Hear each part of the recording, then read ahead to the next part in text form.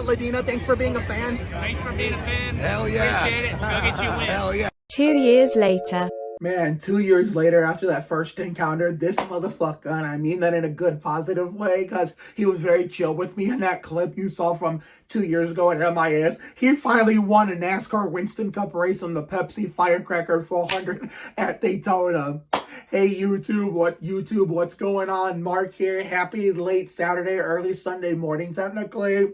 I figured since I got Jeremy Barley's College Farewell Tour episode done, which was the finale episode of that this year's College Farewell Tour, done in a timely manner before the race with how quickly I saw him before I could even make a whole lap around Sandy Ridge. I figured, get it out of the way and, just change it from a Sunday morning upload to, just say fucking just publish it to the public already. That way it'll be in balance with this upload, which will probably be uploaded, either immediately or if it depends on how I feel, sometime early in the morning tomorrow. But anyway, we got a race to talk about. Holy shit, that was awesome.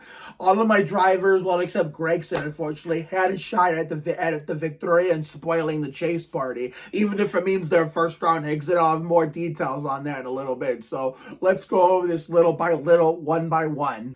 The Pepsi Firecracker 400 at Daytona International Speedway was initially moved from the traditional 4th of July day to my mom's birthday weekend during the COVID year in 2020. And I feel like even if COVID never happened, it was still, they were going to revamp the schedule one way or another in 2020, 2021 regardless. But anyway, this just amps up the intensity of our drivers being desperate to get into the chase, and therefore, we ended up getting a banger tonight. So Harrison Burton won his first Winston Cup race in the Pepsi Firecracker 400, scoring the Wood brothers' 100th career NASCAR Winston Cup Series win as a team owner, and attaboy to Jeff Burton for being one proud dad in the booth. So therefore, we had two cars flip, one go almost halfway over. I thought he was going to go all the way over, but thankfully McDowell did not go all the way on his roof. But the one that really scared the hell out of me was Josh Berry, considering, when LaJoy flipped at MIS last week, that would have been me, and seeing him flip in person had my dad and I gone last week. But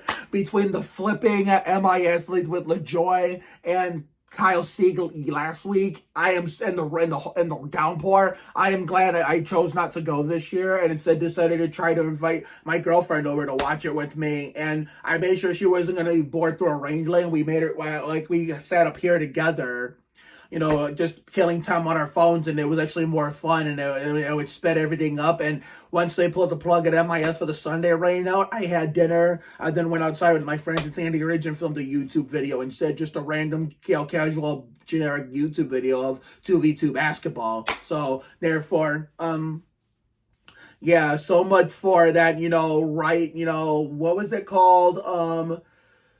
Oh my god, that new tool they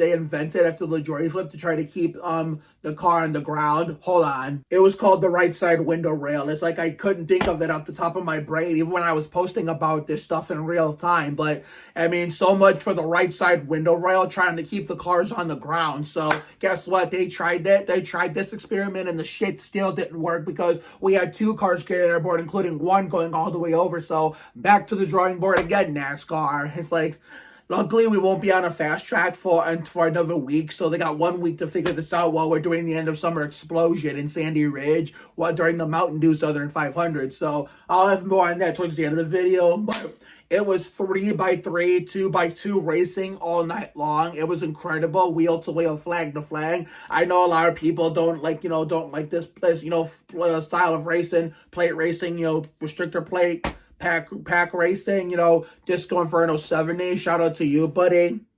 I personally love that fucking race. I mean, I know you don't like it by any means, and I totally respect that, but I've always liked it since I started watching NASCAR in 01, because it just leads to some excitement and, a feel good first time winner, like an underdog story.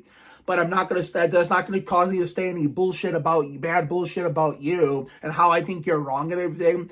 We respect everyone's opinions on my channel and other people's channels that cover this NASCAR stuff more frequently than I do. So therefore, If you didn't like it because, there's too many crashes or, so many people that normally don't run up front every week get lucky ass good finishes, or either they call Mickey Mouse good top 5s and top 10s, or sometimes, the Mickey Mouse wins.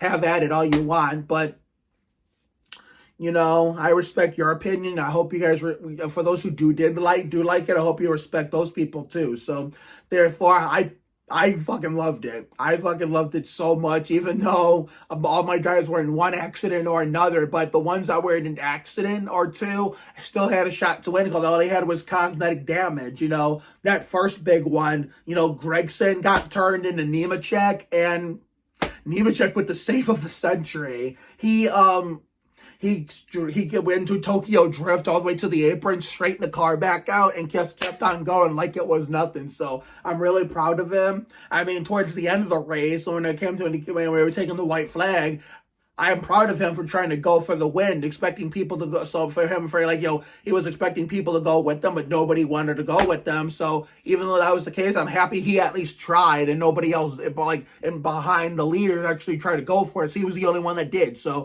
shout out to John Hunter, I guess, who finished 15th. Hemrick was the highest of my drivers, finishing 9th, and Zane, despite being caught up in the Josh Berry flip, finished a respectable 13th. And Austin looked like he was going to miss the Josh Berry flip, but he actually had that miss, but then Gilliland got him in the right rear quarter panel. It's like that 3 car was running so damn good tonight, yo. That 3 car, no matter the driver, whether it be Earnhardt Sr. or Dillon, has always had a knack for doing pretty damn good at plate checks. So I know he's probably more likely not going to be in the chase this year because of that Richmond insanity and the Chevrolet Monte Carlo 400, but that 3 car's next best opportunity to win is the EA Sports 500 at Talladega, which is a race I will be watching for sure. So I love the EA Sports 500. So here for it. But that Daniel Suarez fire, man, whoa. I mean, that was not even his fault. I mean, I really can't blame Denny there, even though I don't like him. It was just, a typical shit happened. It was like a freak deal. I mean, the fact that he got out of the car is why he DNF'd, and the fact that it's even a rule is ludicrous. You would think NASCAR would implement it. You have to get out of the car by default. That way you won't get burned up or anything. But they say if your car is flaming and it's not crash damage, or even if it's just not crash damage related and it's like mechanical, if you happen to get out of the car by any means, even if it's the right thing to do, they DNF you, which is a stupid ass rule. I mean, the fact that it's even a rule is ludicrous because we saw Buescher in 2022 at Indy, have his ignition catch fire, but he knew to stay in the car, otherwise he would DNF. That's probably the dumbest rule NASCAR's ever come up with. I mean, along with the damaged vehicle policy, which I can understand, but I still don't like it for myself, which I only understand because when they used to, patch the car back together in the Gen 4 days or going into Gen 5 COT and early to mid-Gen 6, they would patch the cars back up together. They would send them back out there. And guess what? Sometimes they would not fix the car properly, where more parts and pieces or even duct tape or bare bond that they didn't put on properly would come off the car while they were flying full speed on the racetrack and cause more debris cautions like they do like you see in the Thunder games of Thunder 03, Thunder 04, and hell, even the modded Thunder 03 called Thunder 2000, where the 2000 season replaces the 2002 season. I mean, sometimes in Chase for the Cup 2005 and total 06, total team control, and a little bit of 07, you see that too. And don't even get me started on 08 and 09. So, I mean, 08 is the lesser of two evils, but 09 is just pure garbage. But that's a story for another day. But, Suarez, that was a huge-ass fire. I feel like he had a shot at, stealing a win, but he's already in the chase, so he's got nothing to worry about. And, I mean, NASCAR has to go back to the drawing board because that right side railing on the window did not keep McDowell or Josh Berry completely on the ground. I mean, McDowell did come back on the ground and but he still got airborne. He did like a half flip. And I thought they were going to wreck it up on the white flag, and then they would have the race end under caution that way. Or, they were like, you were gonna, what was it? What usually happens in the white flag when they wreck? Or they're going to keep I thought they were going to wreck it up on the white flag lap and then let them race back, or someone from middle of that big pack that was still left on the track, if they were going to wreck it up, someone was going to come out of that pack unscathed and steal the win away. And it looked like Kyle Busch's race to win. And Harrison Burton came out of nowhere, and I was about to be so mad if they were going to take his win away because of that stupid yellow line bullshit, which luckily has not been a problem for a while, the most recent plate tracks, but they confirmed out he couldn't help that, and that Bush kind of forced him with that bump, so therefore it was just, a Robbins racing deal. So therefore, kudos to Harrison Burton, and I'm happy for Jeff Burton being a proud father, Kimberly Burton a proud mother. Well done. So now I'm gonna have my take on this chase format and how I feel about the chase and underdog wins. Okay, so hear me out. I don't mind the chase, or even if it's a playoff format, okay, fine, that's good. I mean, I don't mind it. I mean, I'd say reduce it back to 12 cars because like many people said, 16 cars, considering we don't get 43 car fields somewhere because of the dumbass charter system. It's basically 16 is half of 32. That's almost half the field in the chase as a shot at the championship. I'm all for a good underdog story, and I will always love underdog wins. And while I'm happy for Harrison, good for him. But at the same time, I'm gonna stick with the should not be in the chase, energy.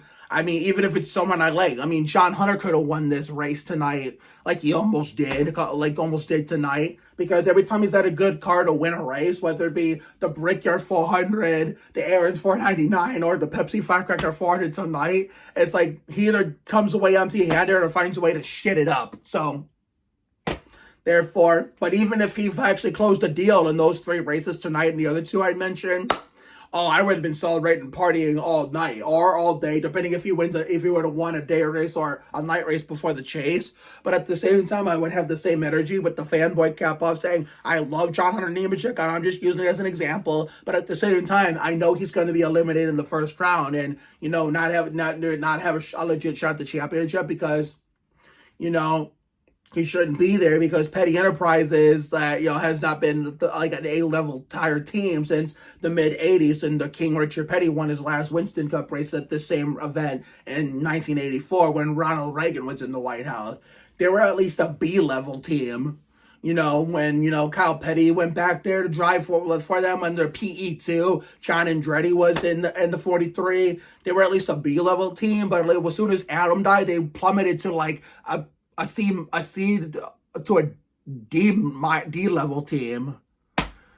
In 2003, they were basically an F level team, if we're being honest. So, like I said, 2003, Mark Oliveira, being 9 years old, being a fan of Kyle Petty and Penny Enterprise, was literally nightmare fuel. But I am happy for Harrison, but at the same time, I still hate this playoff format / chase, and that's the way they do the chase. I mean, just reduce it back to 12 guys at least. Or if you can't do that, keep the playoff system and keep the bonus points, the playoff points and the stage points, but get rid of the fucking stage cautions for fuck's sake.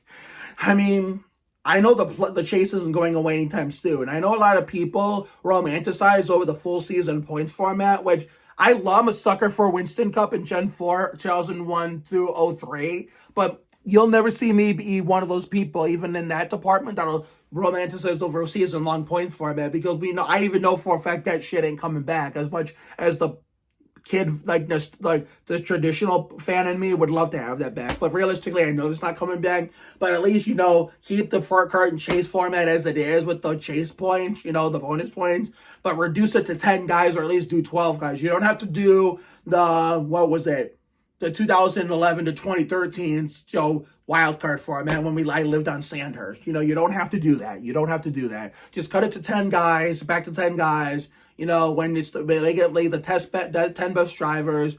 I mean, this is probably sipping my tradition juice too much, but while keeping the current format with the bonus points and the chase points, also bring back the format what we used to see when I was growing up a kid that we still see in the EA games where people play on YouTube. Bring back the 5 bonus points for leading a lap, and then bring out the 5 extra bonus points for leading the most laps. That way you could have as many points as you can when you're heading into the chase. Those 10, the maximum points that you used to get back in the day. Bring that back. Keep the bonus points with the chase. Keep the chase points format, like the playoff points, I like to call it, because I refuse to call it playoffs. But if I have to say it when it doesn't make sense, when I'm trying to stick with the old name, I have to say it. Let me get this slowly. keep the playoff points format. Keep the stage points format. Add additional points.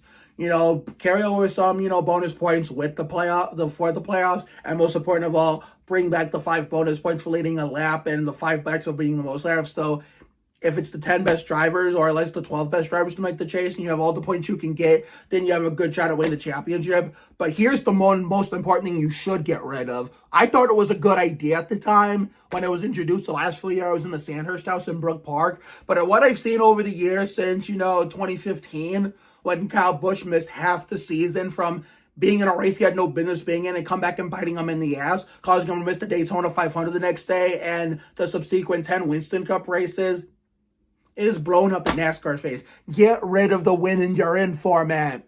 I mean, sure, I thought it was a good idea, but I thought it was a good idea for the best drivers to win. But you could have an underdog be 30th or below in points, or hell, even middle of the pack in points. They get a win, and guess what? They all of a sudden have a shot at the championship over drivers that are deserving to be there. And I say this as an Austin Dillon fan. I'm looking at him. I'm looking at Austin Cindric, which, I mean, he's basically, riding the coattails of Ryan Blaney and wannabe Ward Burton, Joey Logano. I mean, I love Daniel Suarez because my dad's a Suarez fan, but I'm looking at him too. But, maybe if he, legit wins another race on speed on a non-plate track and proves me wrong, maybe I'll change my mind about him. But Harrison Burton, I'm happy for him, and I'm glad he won. I'm glad it was an underdog story. But damn well he's going to be eliminated first, if anything, because look what happened to Austin at MIS. After that insanity at the Chevrolet Monte Carlo 400 at Richmond,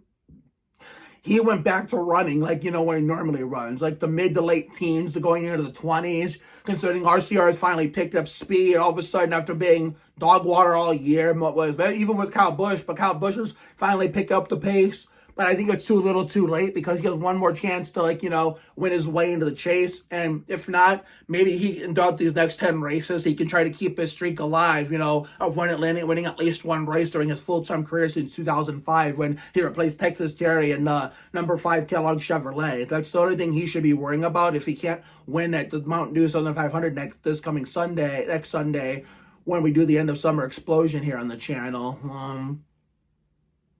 Okay, I was looking at the push notification. Shout out to Jet MDK. This race had everything, so shout out to him. But what was I gonna say? Let me think.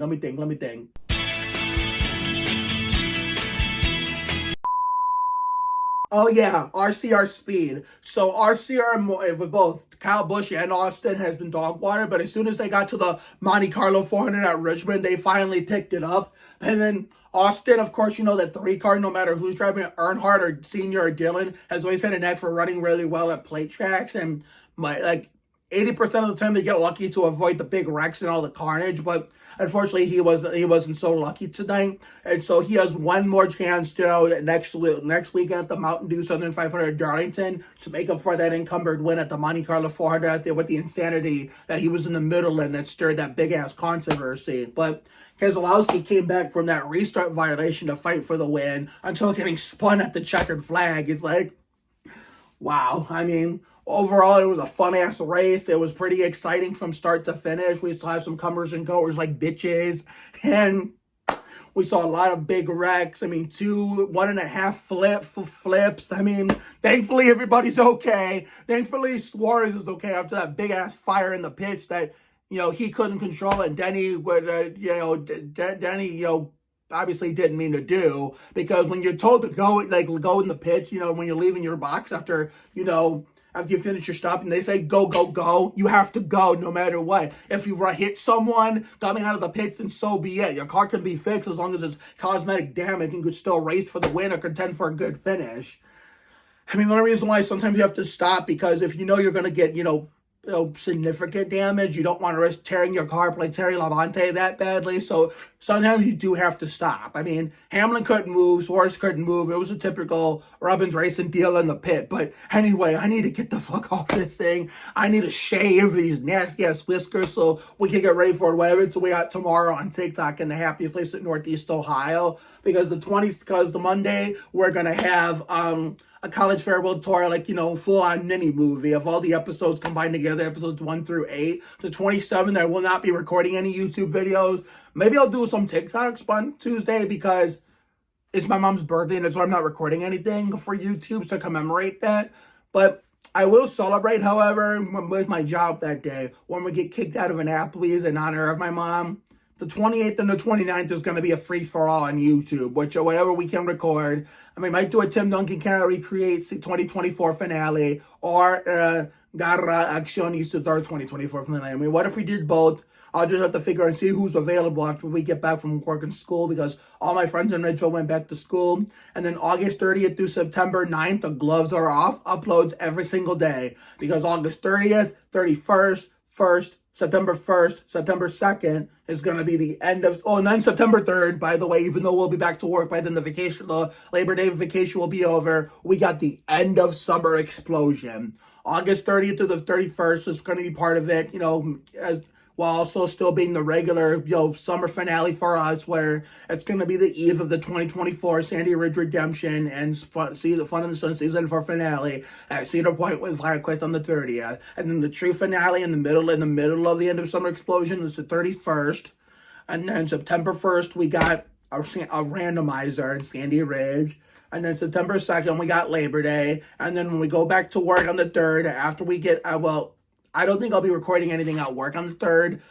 Maybe a little bit, but we'll be recording more in the neighborhood after that. We'll be celebrating Jesselyn Wanham's birthday once again this year for her Jamie McMurray, Kenny Irwin Jr. 42nd birthday. Because other than 2022, she's been getting birthday tributes on the channel at least every year because she's one of the most important actresses because of how amazing she played Giselle and how amazingly villainous she was as Giselle and how amazingly funny she is with the potty mouth and the humor and that even she shows on her Instagram and the amazing job she's doing realtor work. So shout out to Jesselyn Wanham. Happy early Jamie McMurray Kenny Irwin Jr. 42nd birthday.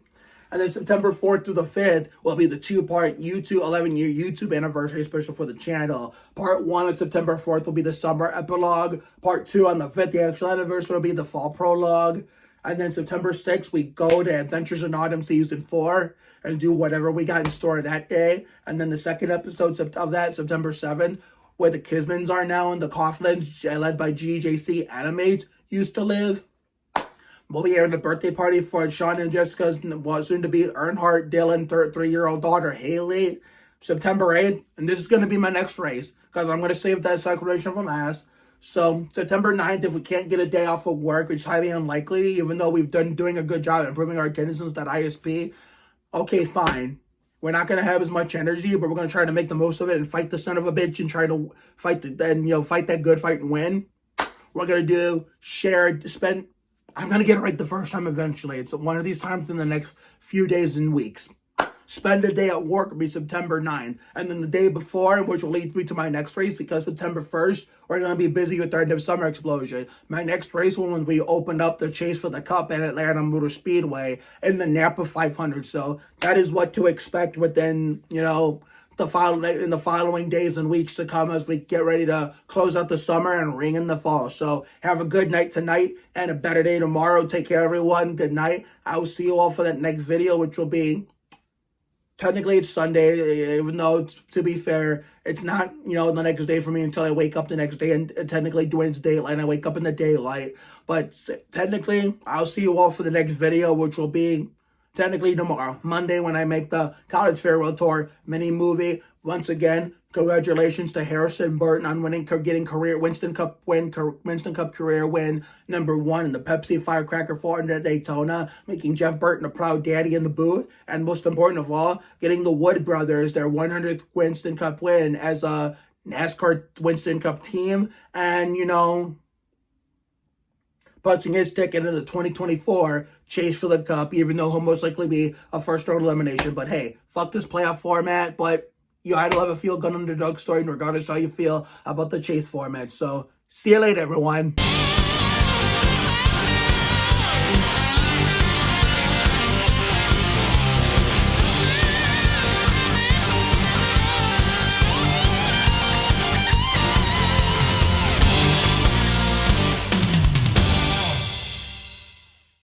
This copyrighted telecast may not be reproduced, retransmitted, or used in any form without the authorized written consent of NASCAR Broadcasting. NASCAR would like to thank all of our fans for your support, and we hope you enjoyed today's broadcast.